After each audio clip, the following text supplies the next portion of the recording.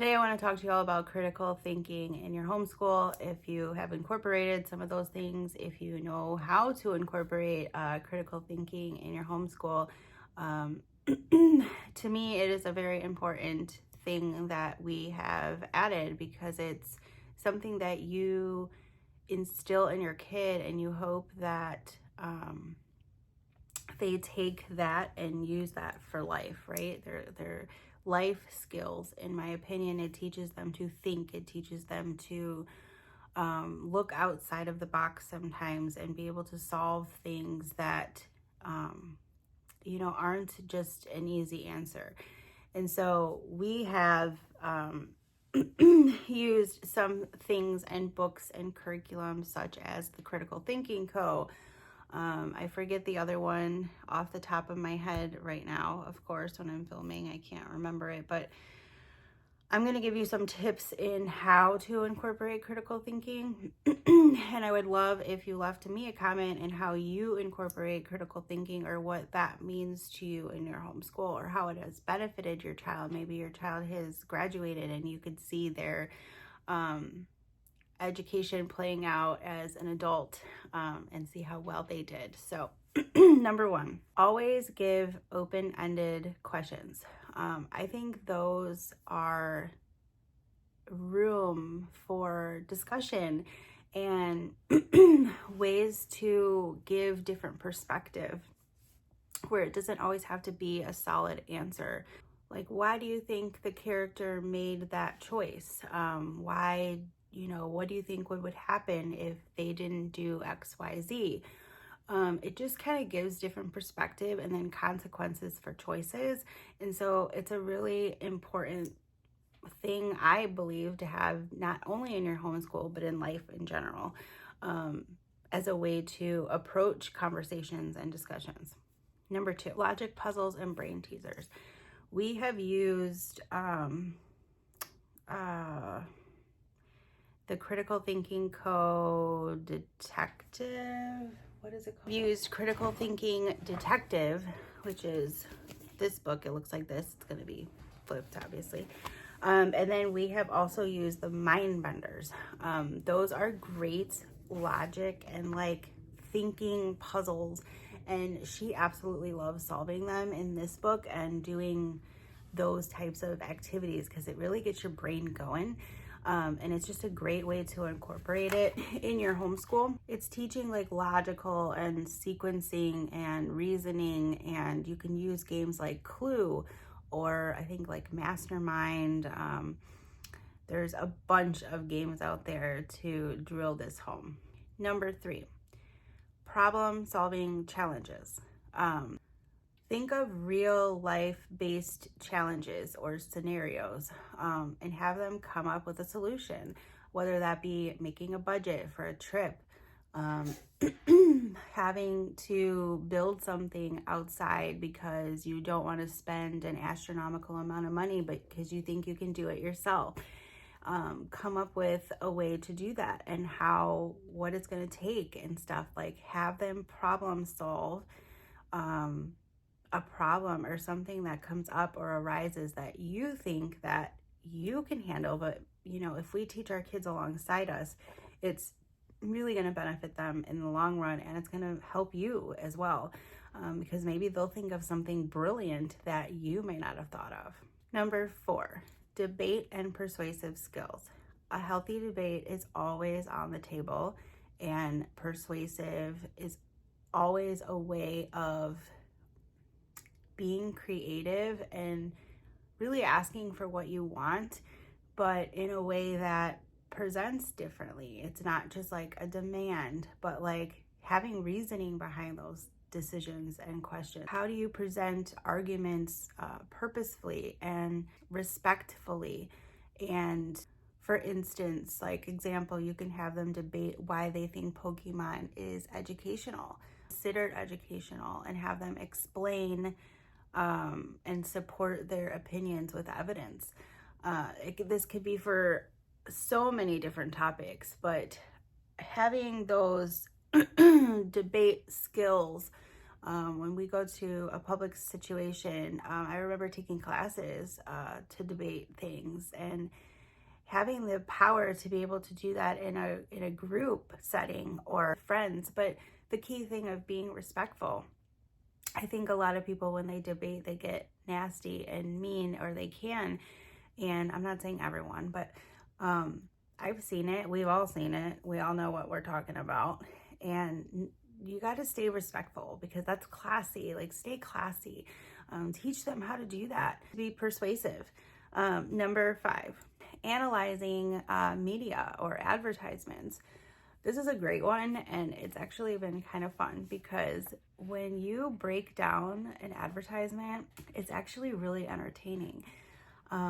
Especially if it's like a drug or something like that, and you're looking at the side effects or what could happen, the long list that's at the end of a commercial that's like, if you take this, it's going to change your life, but you may get diarrhea, constipation, cancer, and it lists all these things.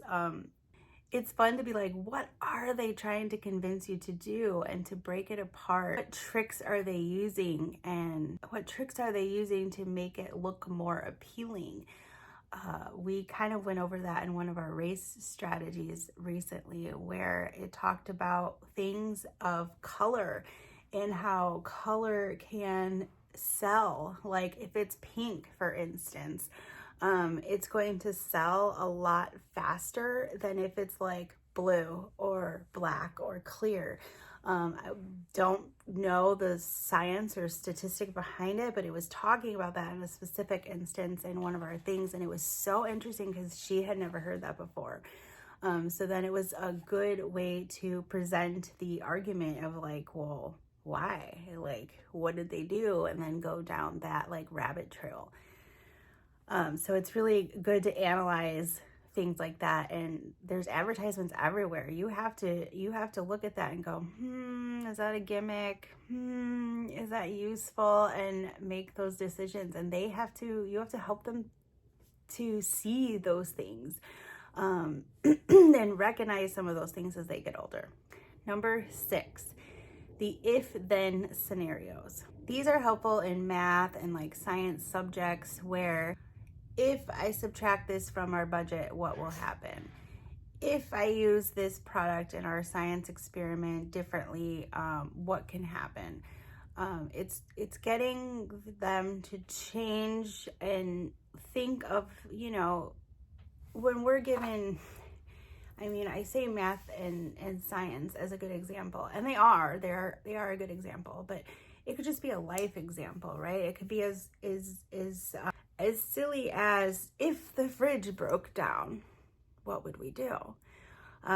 Trying to solve some of those adult questions and get them thinking, like, well, we would just buy a new one. Well, it's more to that. Like, where are the steps in between that? Maybe it can be repaired. There's different thinking, and I feel like once you start getting them that into their brain, they really start thinking that way, and they start going down the line of different ways of and perspective. Number 7, comparing and contrasting. This is really good to make charts with. You all know what a chart looks like. It's very easy to get, especially if you're doing like history or you're working with like public figures, and to go, what's similar about this person?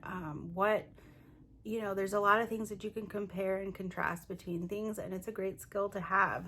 Coding. Oh my gosh. If you're not on the coding train, you should be. There are so many different things out there that can get your kid into coding that is super basic, not super math heavy, and it really teaches your child to think.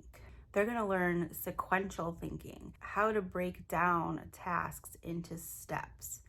They're very visually based, and it helps kids emphasize the logic without a heavy required set of skills, especially in some of these kids-based programs. It's just a great way for your kid to dive into something and really find those algorithms within coding. And It's just a really good thing to add to your homeschool. Lastly, number 9, reflection journals. I have wanted to do this and we have started them many times. We are just really not good at being journal people. But I love the idea behind it because journals are a great tool for so many reasons. It's kind of just like a normal journal. Like you're writing your daily activities, you're writing what went on that day, choices or experiences that happened. And then you can come back and go, well, what went well today? And reflect on it. And things that may have gone wrong, you could go, what could have gone differently? How could I have made it gone differently? What could I do different next time? It just encourages the introspection and like self-awareness within you, to be able to problem solve your own issues. And there's this popular word that goes around these days called triggered. And I feel like this triggered me or that triggered me. But what we don't see on the other side of that word is how to handle our triggers. I think for a lot of people, they believe that when you're triggered by something, it's that something that should change, and you should approach that person and be like, that was triggering. Can you stop it? And while sometimes that may work, you can't depend on another person to change. You can only change what's within yourself. And so it is your responsibility as a human, as an adult, to manage your own triggers, to find coping skills. It's a good conversation to have with your kid if they got upset about something and they expected the situation to be different because they think that they should have been different. But it's all about what can we change within ourselves to make the difference. And it's a really important for your kid to know that, especially like my kid, she has mental health stuff with anxiety and ADHD, and we have a lot of anger in this house that's stemmed and fueled by anxiety. And it's very easy to point your finger and say, well, you made me that way, or you made me upset. But what we have to remember is that that could be true. It is a true statement that I could be the one that made her upset, or, dad or friend or whoever could have been the one to do that. But it is still our responsibility in how we react to that and how we handle those situations. So teaching those coping skills is important. These skills can help build foundations and critical thinking, but by keeping it fun and engaging in your homeschool. So I'm curious, what do you use? Do you have specific games that you love? Do you have specific material? I would love to hear that down below in the comments. And all about your critical thinking in your homeschool. If you utilize it, if you're going to, I'd love to hear about it. Leave me a comment down below. Hit that subscribe, and I'll see you in my next video.